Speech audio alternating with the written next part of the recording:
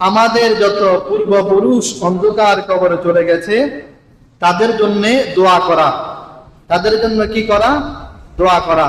আল্লাহ রসুল বলতেছেন আসসালাতু আলাইহিমা, মৃত ব্যক্তিদের জন্য তোমরা দোয়া করো, দোয়া করতে থাকো। আপনি 5 ওয়াক্ত নামাজ পড়লেন, 5 ওয়াক্ত নামাজের পরে আপনার মৃত বাবা মার জন্য একটু দোয়া করেন, আয় আল্লাহ আমার বাবা মাকে মাফ করে দেন, একটু দোয়া করেন। আপনি হাঁটছেন, হঠাৎ আপনার মায়ের কথা, বাবার কথা, আত্মীয় স্বজন, দাদা দাদি, নানা নানির কথা মনে পড়লো, তো আপনি একটু দোয়া করেন, আয় আল্লাহ তাদেরকে মাফ করে দেন। আপনার এক দোয়ার কারণে আল্লাহ তাআলা তাদেরকে মাফ করে দিবেন। সুবহানাল্লাহ।